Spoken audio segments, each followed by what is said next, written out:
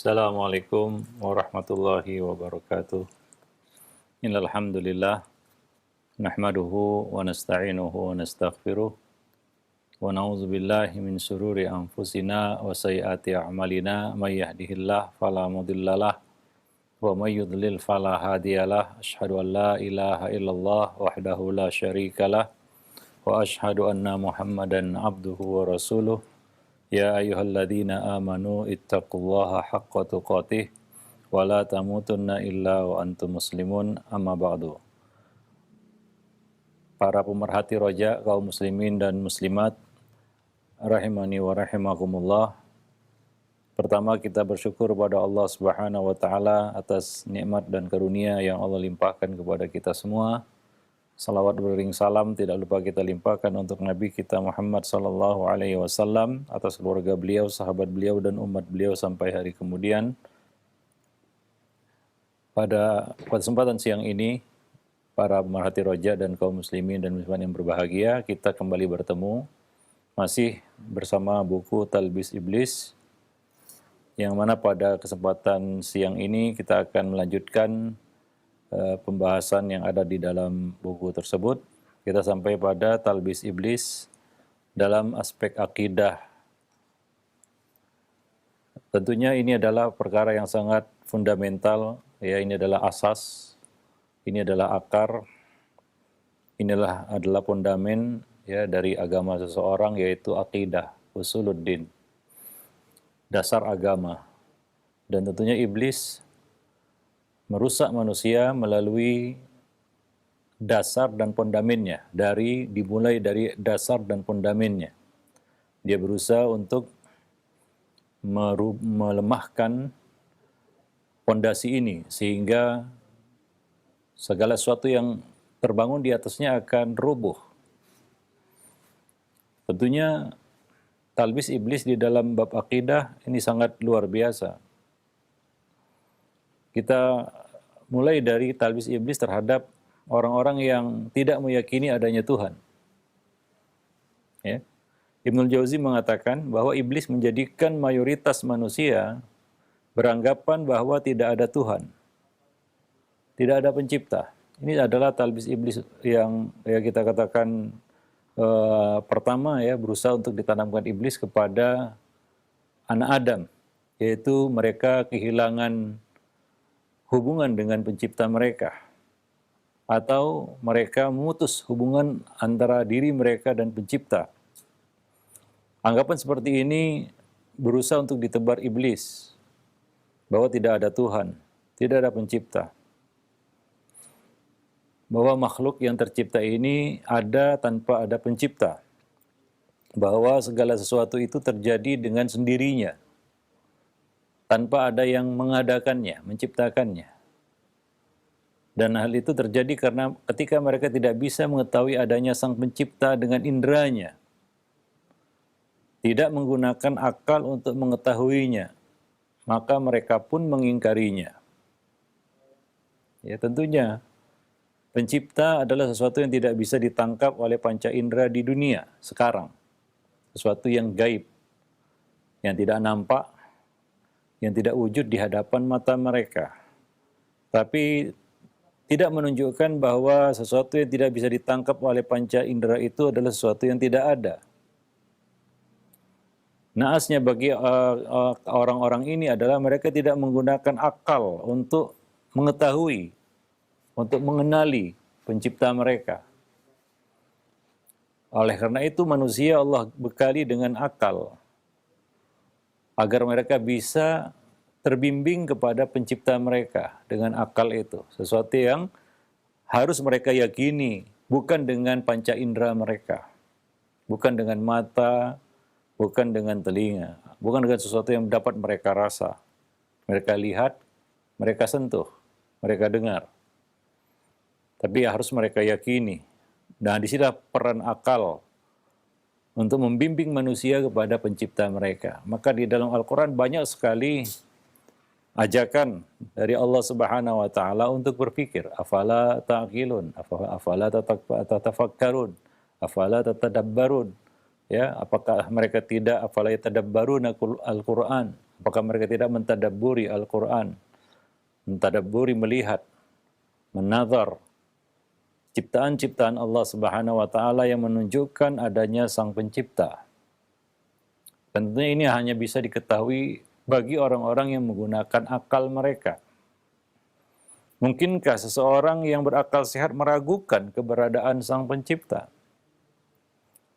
Seseorang yang melewati sebuah lembah yang tanpa bangunan, kemudian saat dia kembali melewati lembah tersebut, didapatinya di sana sudah ada tembok yang berdiri, maka dia pun akan meyakini, pasti akan meyakini bahwa ada orang yang membangun tembok tersebut.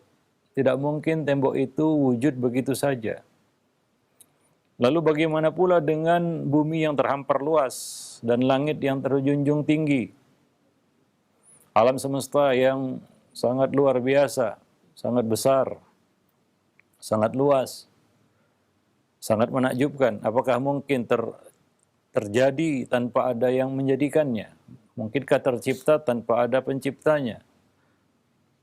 Belum lagi keteraturan yang ada di dalamnya. Mungkinkah itu terjadi tanpa ada yang mengaturnya?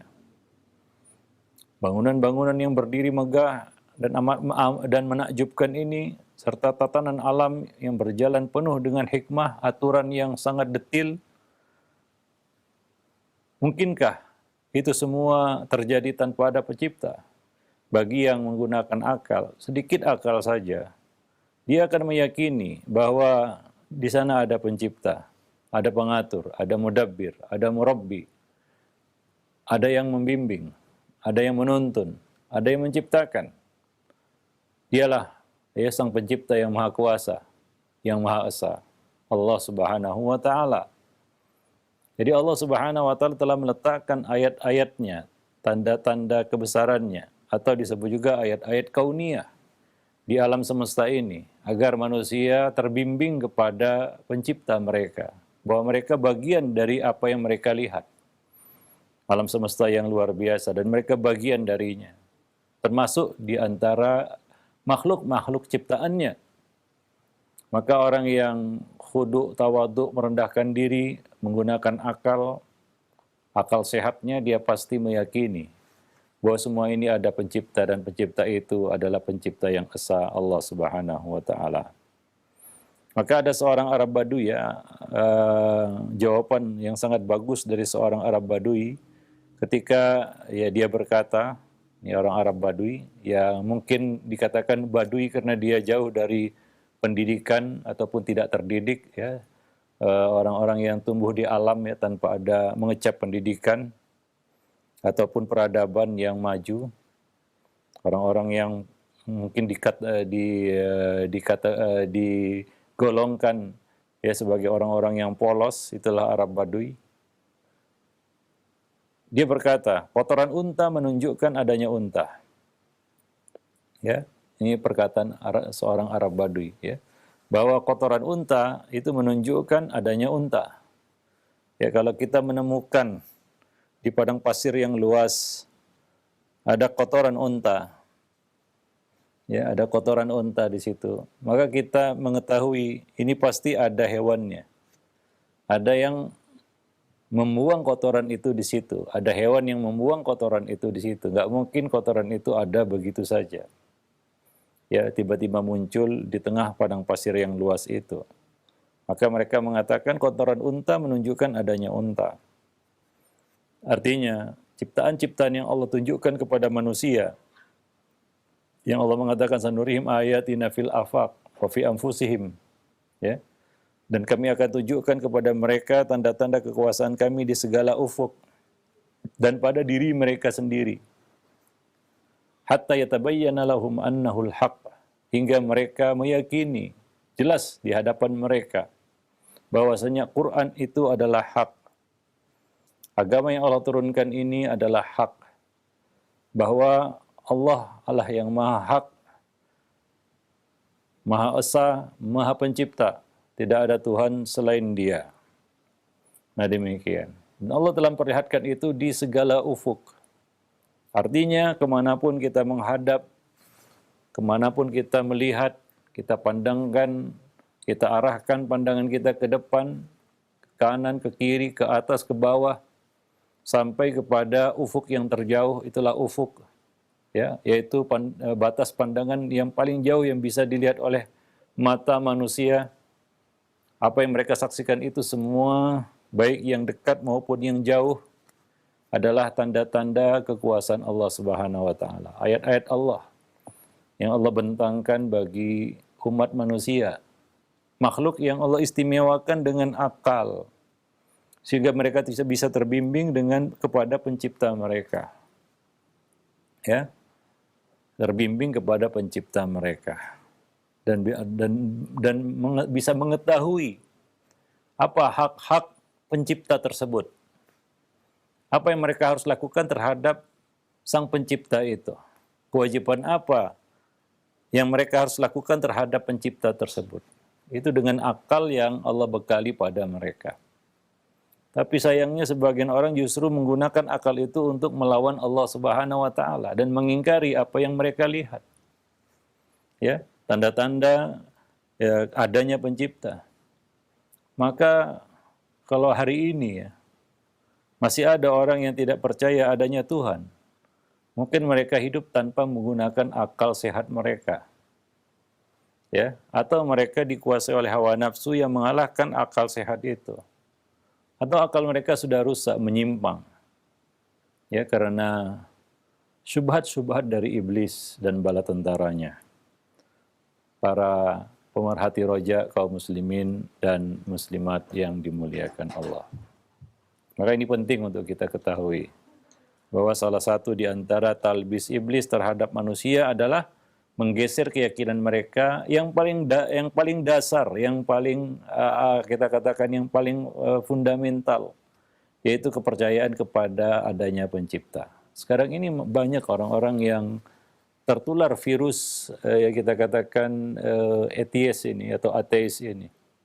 Ya, di kalangan anak-anak muda, sehingga mereka hidup seolah-olah tidak meyakini adanya pencipta itu. Tidak meyakini adanya Tuhan. Walaupun tidak terlontar secara lisan dari perkataan mereka bahwa Tuhan itu tidak ada, tapi di dalam kenyataan realita kehidupan ya menunjukkan bahwa sebenarnya mereka tidak percaya adanya Tuhan. Ya, tidak percaya adanya surga dan neraka.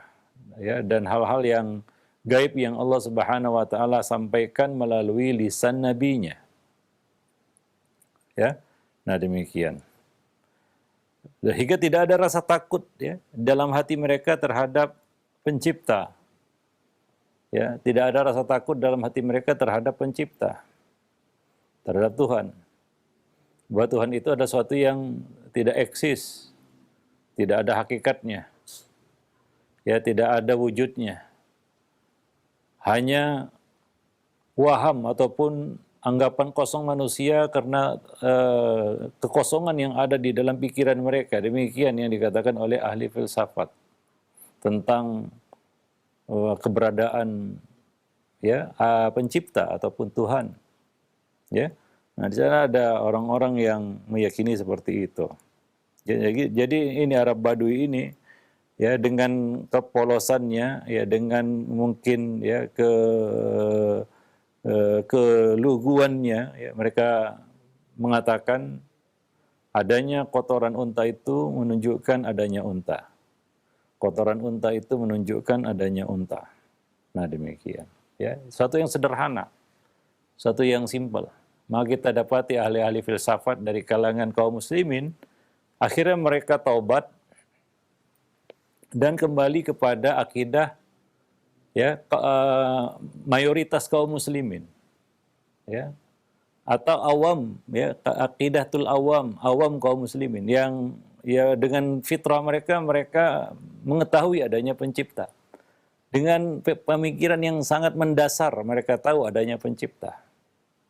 Karena ya ahli filsafat ini menyombongkan kehebatan dan kekuatan berpikir akal mereka yang ternyata mereka hanya disesatkan oleh syaitan. Ya, banyak tokoh-tokoh yang akhirnya bertaubat. Sebut saja Fakhrul Razi, Ar-Razi, Al-Amidi, Al-Ghazali sendiri, dan banyak lagi ya. tokoh-tokoh filsafat yang akhirnya kembali ke manhaj yang benar, ya, kepada akidah Ahlus Sunnah wal Jamaah. Para pemerhati rojak kaum muslimin dan muslimat yang dimuliakan Allah, ya. Nah, lalu bagaimana pula dengan alam yang dipenuhi dengan berbagai keindahan, yang dipenuhi dengan kita katakan tanda-tanda kekuasaan Allah yang maha besar, maha luar biasa. Ya, apakah itu tidak menunjukkan adanya Tuhan yang maha lembut lagi maha mengetahui, Al-Latiful Khabir? Ya, nah sekiranya manusia memperhatikan itu, dia akan meyakini bahwa di sana ada pencipta walaupun tidak tertangkap oleh panca indera. Nah, demikian. Ya, fil afaq. Kemudian Allah mengatakan wa fi anfusihim. Dan tidak perlu mereka jauh-jauh melihat sampai ke luar angkasa yang mungkin mereka tidak bisa menggapainya. Mereka tidak bisa mencapainya. Ya, mereka tidak bisa sampai ke ufuk yang terjauh. Alam semesta yang begitu sangat luas ini. Mungkin mereka tidak akan bisa sampai ke sana. Tapi Allah Subhanahu wa taala memberikan tanda-tanda lain bagi manusia yang tidak jauh dari mereka. Yang mereka bisa gapai itu. Yang mereka bisa sentuh, mereka lihat.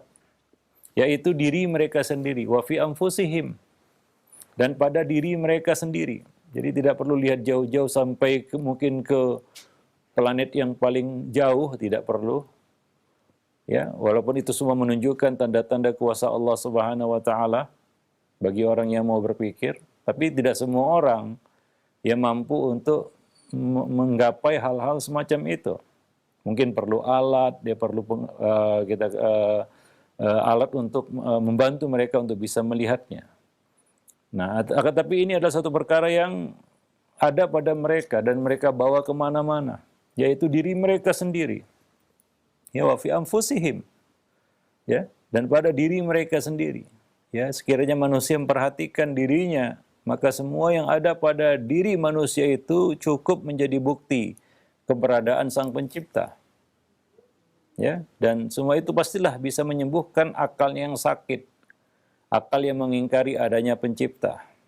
Ya, karena di dalam tubuh kita terdapat berbagai macam hikmah yang tak akan habis apabila dijabarkan dalam sebuah buku ataupun kitab.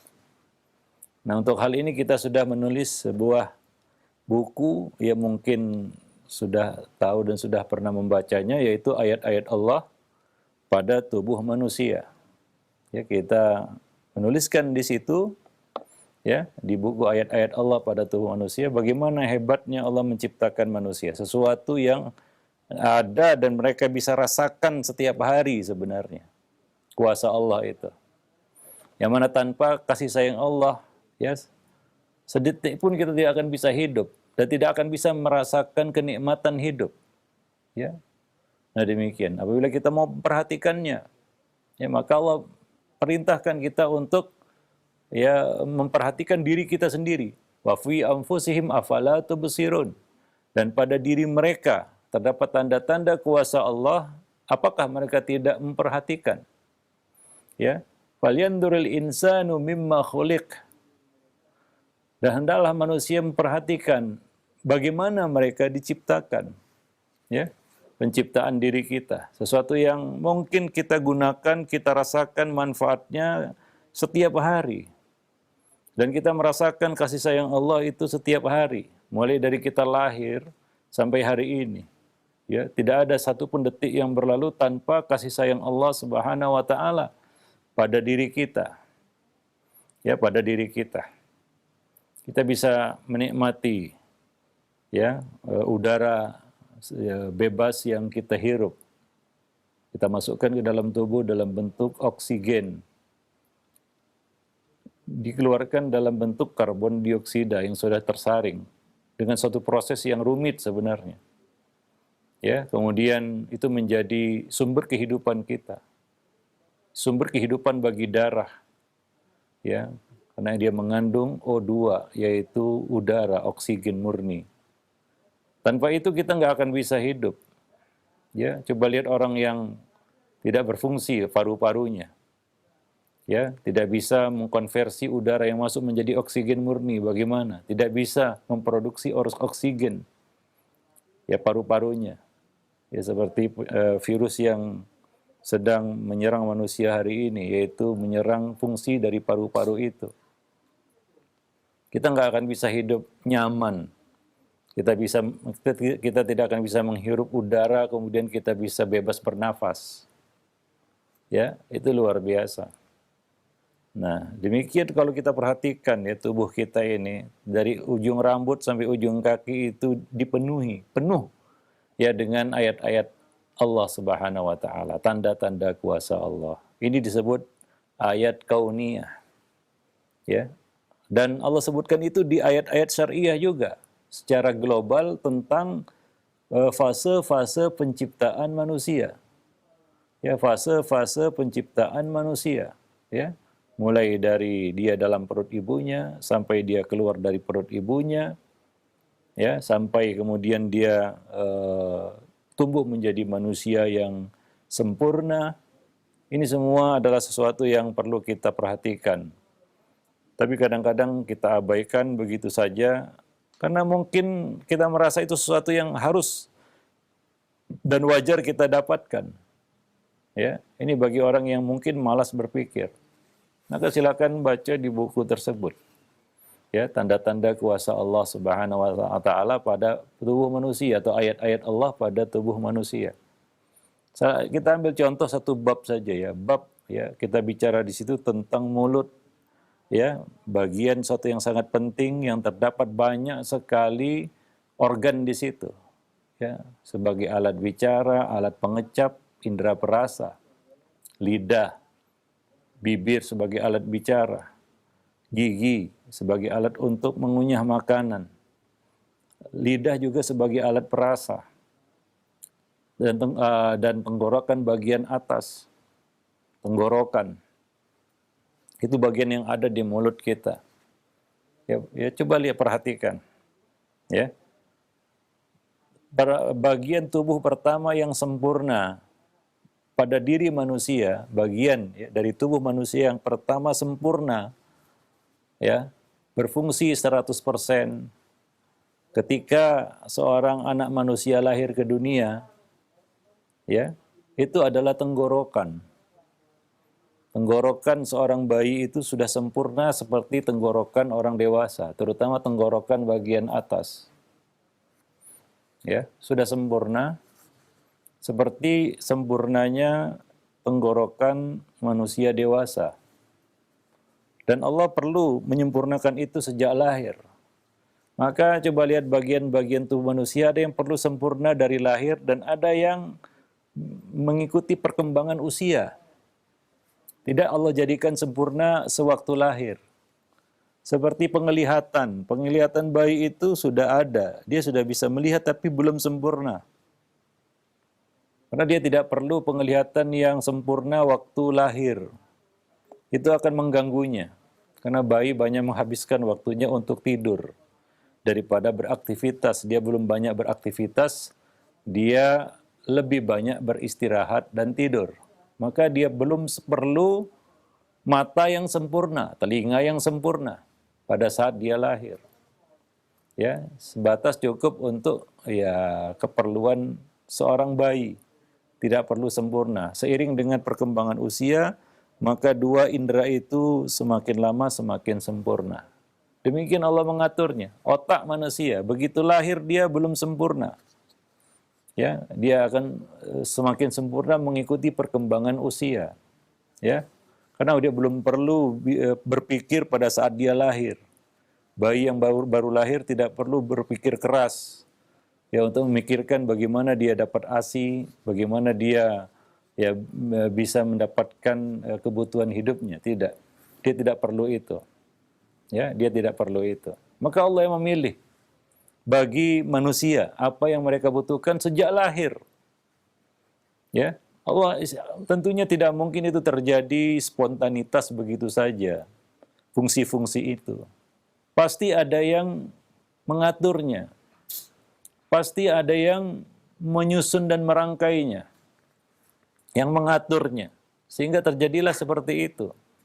Ya, tidak mungkin wujud begitu saja tanpa ada yang mengatur. Ya, para pemerhati roja kaum muslimin dan muslimat yang dimuliakan Allah. Ya, nah seperti ya kita sering contohkan, Allah memilih bagi seorang bayi untuk menangis daripada tertawa ketika lahir.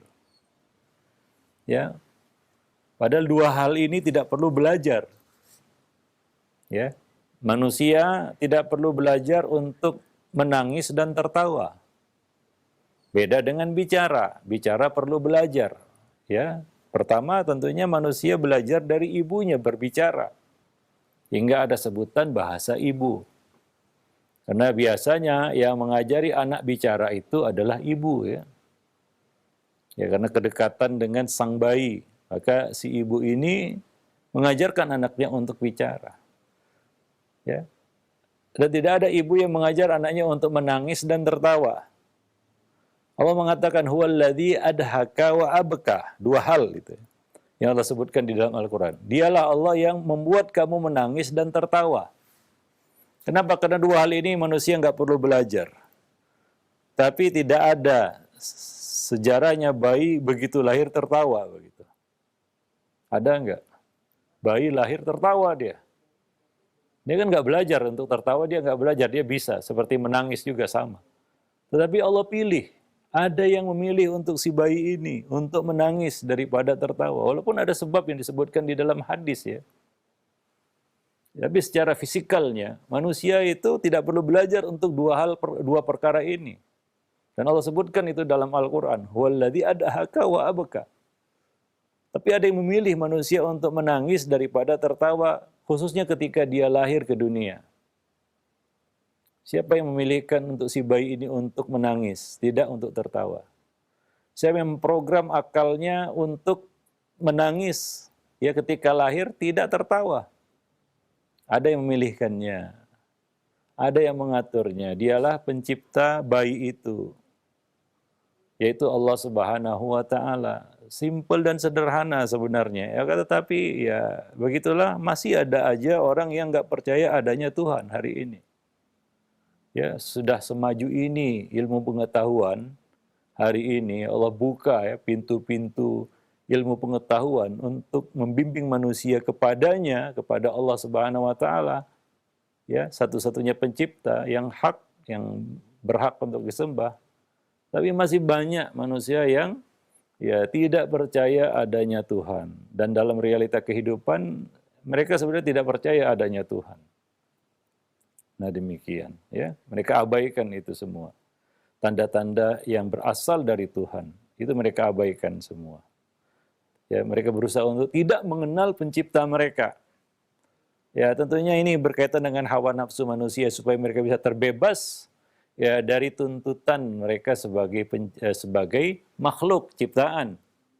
Ya, kewajiban terhadap ya sang pencipta Allah Subhanahu wa Ta'ala, yaitu kewajiban ubudiyah.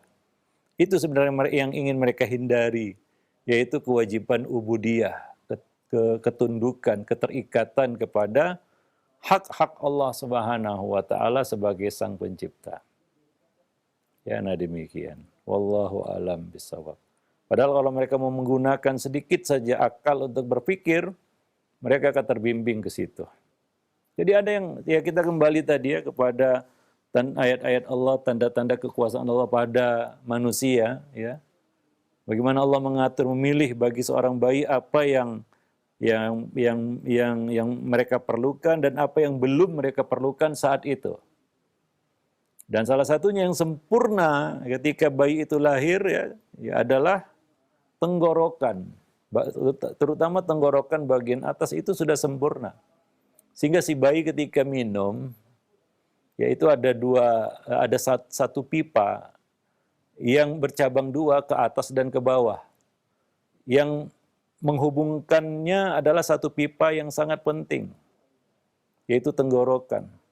Ke atas ada dua, saluran udara dan saluran makanan. Nah ini nggak boleh miss, nggak boleh salah. Ke bawah itu ke lambung dan ke paru-paru. Ya. Udara yang kita hirup larinya ke paru-paru. Makanan yang kita masukkan ke dalam mulut ini adalah saluran kedua, itu masuknya ke lambung. Ketika orang itu makan, nggak akan salah lari ke, atau minum, tidak akan salah lari ke paru-paru. Karena kalau salah itu akan berakibat fatal bagi kelangsungan hidupnya. Terutama bagi seorang bayi ya. Bayangkan bayi minum air susu ibunya, larinya bukan ke lambung, tapi ke paru-paru. Ada 1-2 kasus ini untuk menunjukkan kuasa Allah ya. Kelainan pada seorang bayi itu tidak berfungsi secara maksimal. Itu tidak banyak ya. Ada 1-2 kasus terjadi seperti itu ya, sehingga ya makanan dan minuman yang dia masukkan ke dalam tubuh ternyata masuk ke paru-paru. Artinya tenggorokan tidak berfungsi sempurna. Itu bahayanya ya. Kalau tenggorokan itu tidak berfungsi sempurna 100% ketika bayi itu lahir. Dan hidupnya tidak bertahan lama. Ya, hidupnya tidak akan bertahan lama. Bayi itu akan mati. Ya, nah demikian. Airnya akan dibanjiri oleh air atau zat-zat lain yang seharusnya masuk ke lambung, ya, bukan ya ke paru-parunya. Para pemerhati roja kaum muslimin ya dan muslimat yang dimuliakan Allah. Taib ya. Nah, ini salah satu contoh. Tentunya ada yang memilihkan untuk bayi itu, ada yang memang mendesain seperti itu, ya paru-paru tenggorokan itu sehingga dia bisa berfungsi sempurna ketika bayi itu lahir. Sesuatu yang nggak bisa diusahakan kala itu oleh manusia, oleh si ibu maupun si bayi, ataupun si ayah yang menjadi pemilik benih bayi ini, ya tidak mampu, tidak punya kuasa apa-apa di situ. Ya, nah demikian. Itu murni kuasa Allah Subhanahu wa taala. Nah, di sini juga Ibnul Jauzi menyebutkan secara ya kita katakan isyarat saja ya, beberapa hal yang menunjukkan tanda-tanda kuasa Allah pada tubuh manusia. Ini kita bahas juga secara detail di dalam buku ayat-ayat Allah pada tubuh manusia itu ya. Yaitu beliau mengatakan sesiapa yang memperhatikan tajamnya gigi seri untuk mengiris, kokohnya gigitan geraham untuk meremukkan, elastisnya lidah untuk membolak-balikkan makanan yang dikunyah, hebatnya limpa dalam melembutkan makanan dan mendistribusikan energinya ke seluruh tubuh sesuai dengan kadar gizi yang dibutuhkan. Demikian juga dengan jari jemari yang diciptakan beruas-ruas sehingga dapat dibuka dan ditutup dan bisa digunakan untuk melakukan banyak kegiatan dan aktivitas. Ya, dan ia tidak berongga mengingat fungsinya yang amat banyak. Karena seandainya dia berongga lalu berbenturan dengan benda keras, maka dia akan mudah patah. Ya, bahkan sebagian jari dijadikan lebih panjang daripada yang lainnya agar ukurannya bisa sama rata tatkala digenggamkan. Ya. Juga perhatikan sesuatu yang tersembunyi di dalam tubuh manusia menjadi penopang tubuh manusia itu, yaitu nyawa, ruh. Yang jika ruh ini hilang maka hilanglah segalanya. Ya tentunya ruh kita tidak bisa lihat ya karena itu adalah benda gaib. Tapi itu sekilas ya. Nah kemudian beliau tutup dengan mengatakan afillahi syakkun, kata Ibnul Jauzi. Apakah masih ada keraguan terhadap Allah? Ini masih sedikit ya kita katakan hanya beberapa satu paragraf ya. Ia isyaratkan tentang ayat-ayat Allah pada tubuh manusia. Yang itu sudah kita bahas secara agak detail ya di dalam buku tersebut. Ya silakan merujuk ke situ. Ya ada banyak sekali manfaat ya kita membaca hal-hal semacam itu, mengetahui hal-hal semacam itu supaya kita bisa lebih bersyukur. Di samping itu juga dalam rangka untuk melaksanakan perintah Allah. Yaitu apa?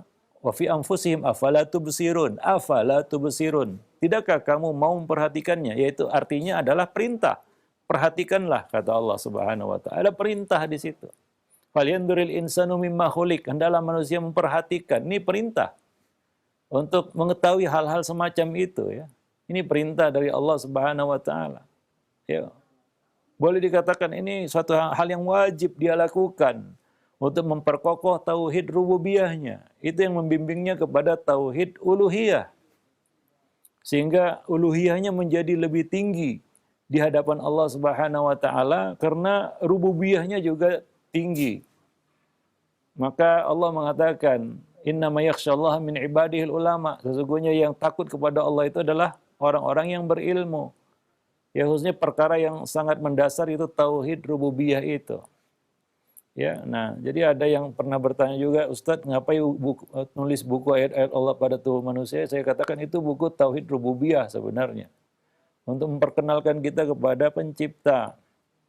Sehingga ilmu kita, ma'rifah kita terhadap pencipta itu lebih tinggi lagi. Dan ini akan meningkatkan uluhiyah kita juga. Ya.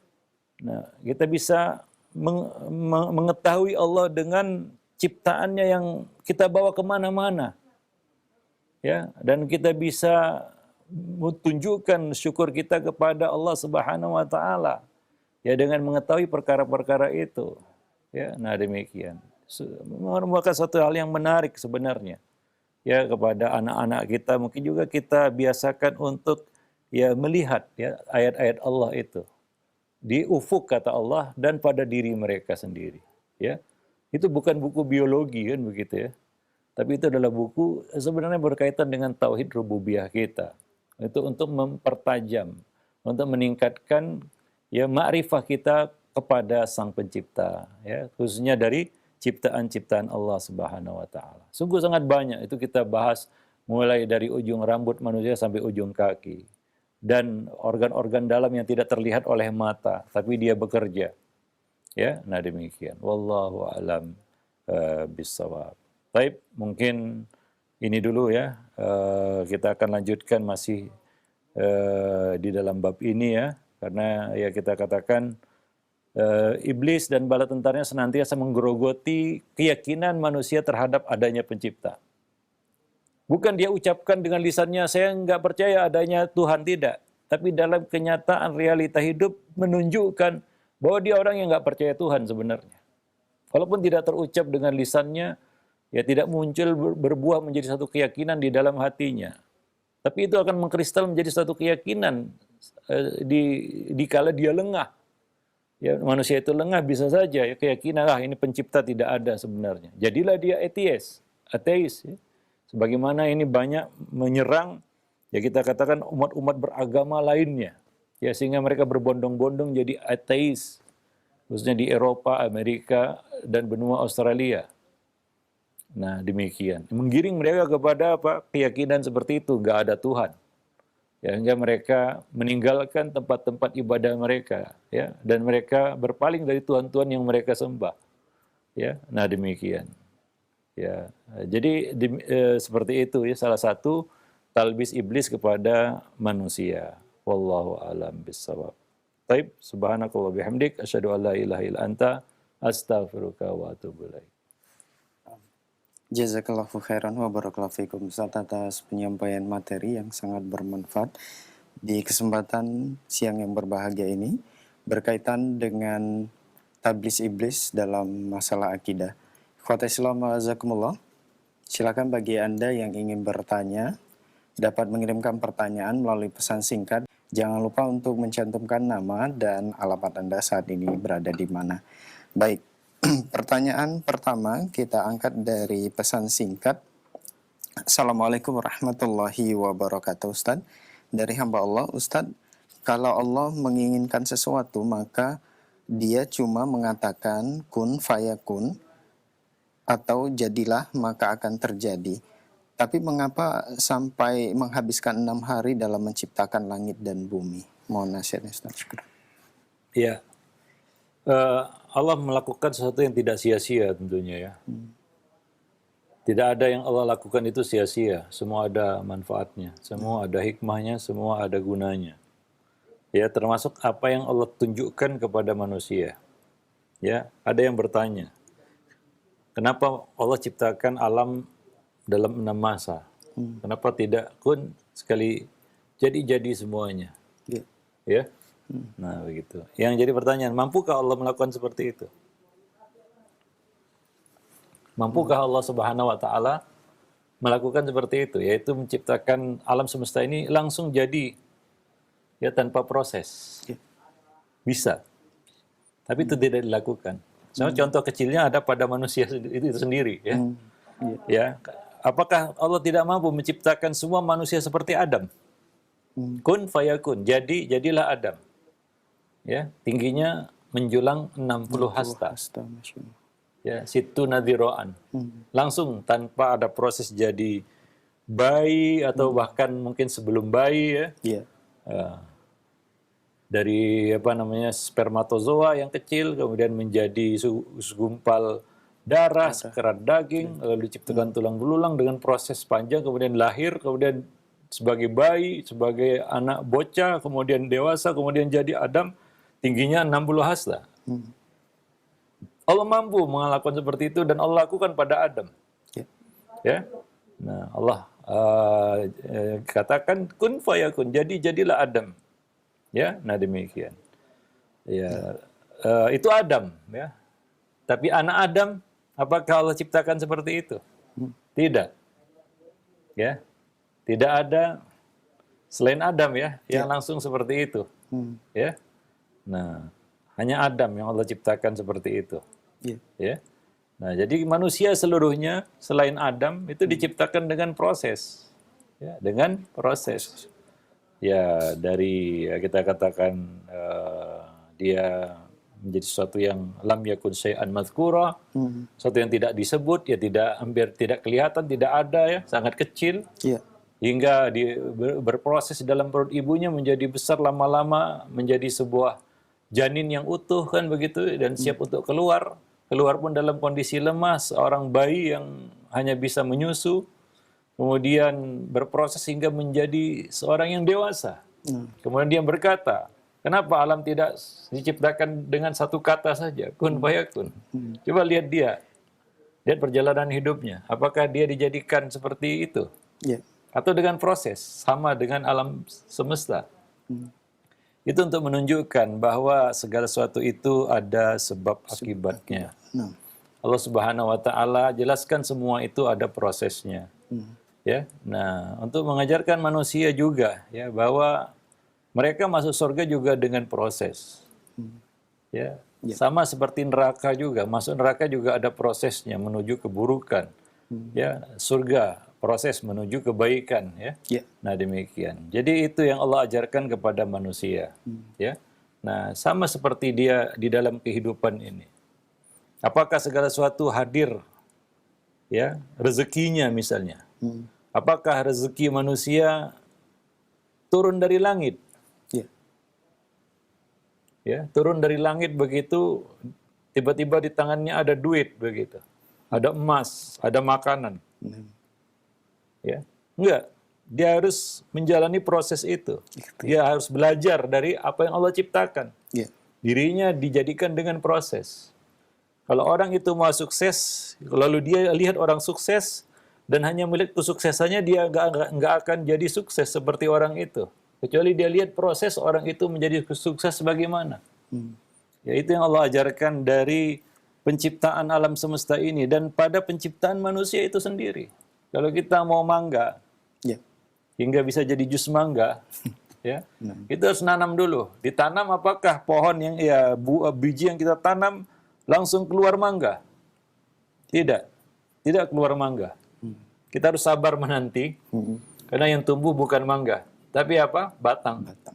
Batang yang kecil, lalu tumbuh dedaunannya, makin lama batang itu makin besar, hingga menumbuhkan ranting-ranting, kemudian muncullah biji, muncullah buah ya, dalam bentuk yang mungkin masih mentah, masih hijau. Itu perlu kita tunggu dengan proses yang lama kan begitu ya, hingga dia menjadi buah mangga. Barulah kita bisa menikmati jus mangga kan gitu ya, mangga ini mangga. Nah demikian. Ya. Nah ya ini dunia ya.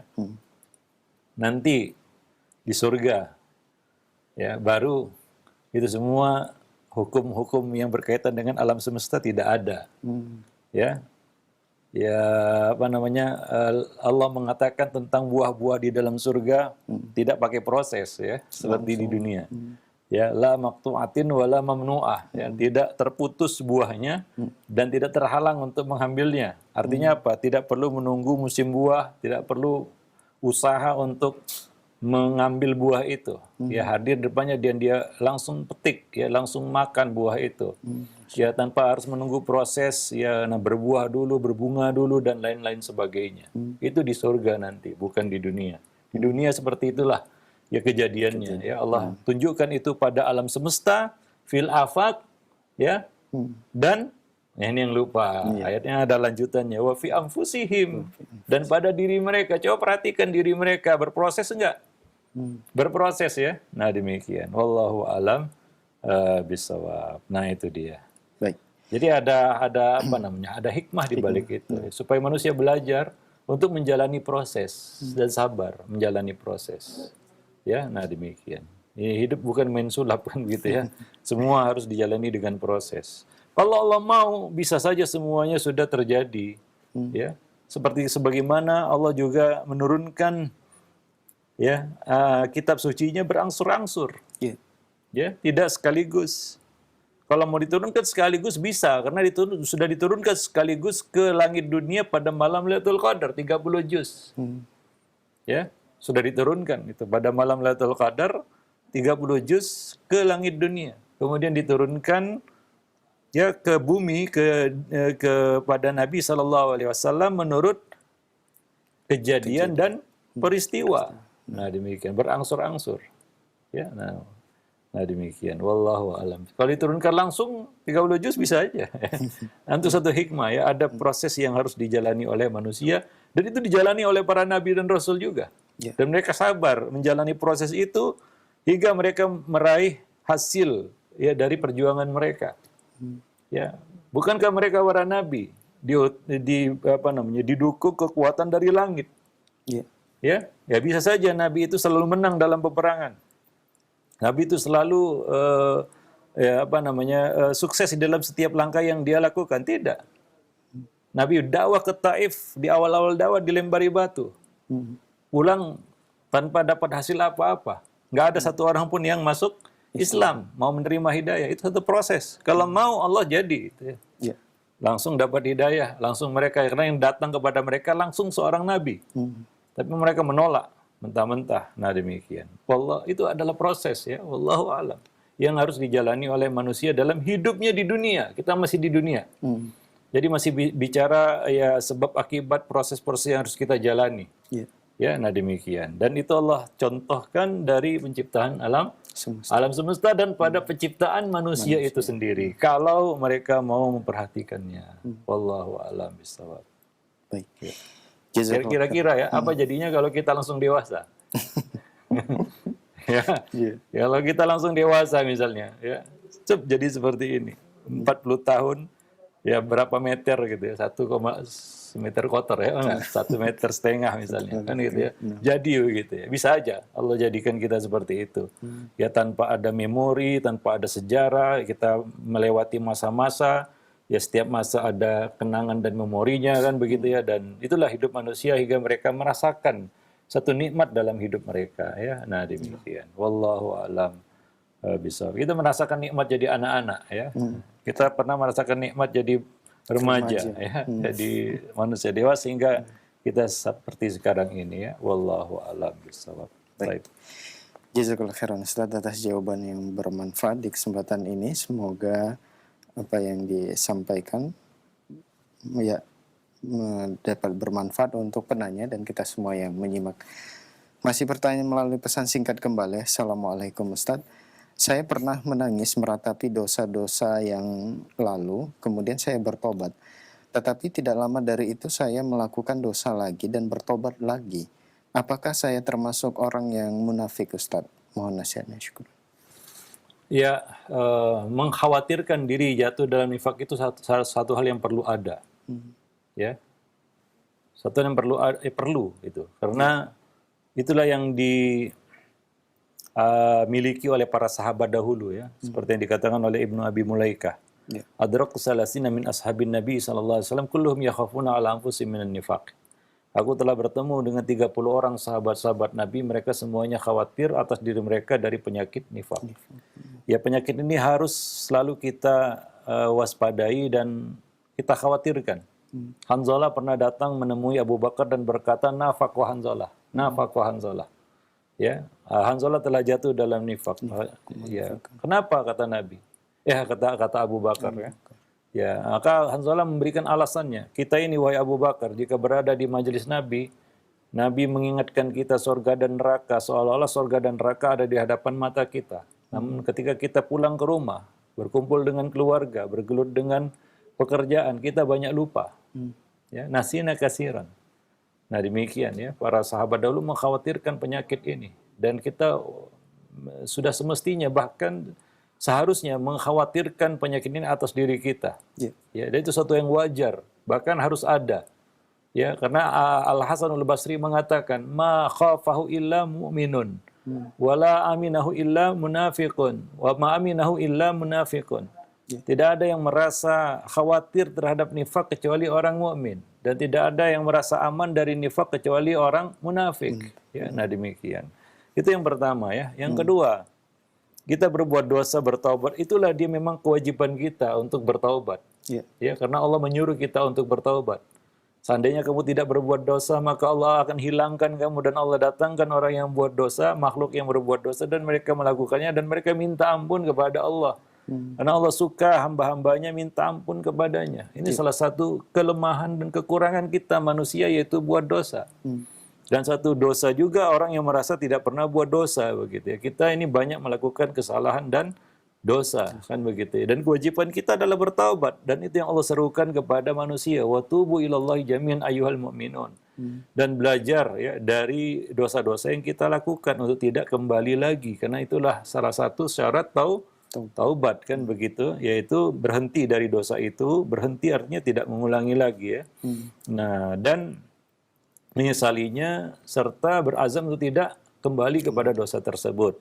Walaupun ya kita katakan karena kita sudah bahas sebelumnya ya, karena buramnya hati itu akibat dosa, itu menyebabkan ada potensi besar untuk kembali lagi berbuat dosa.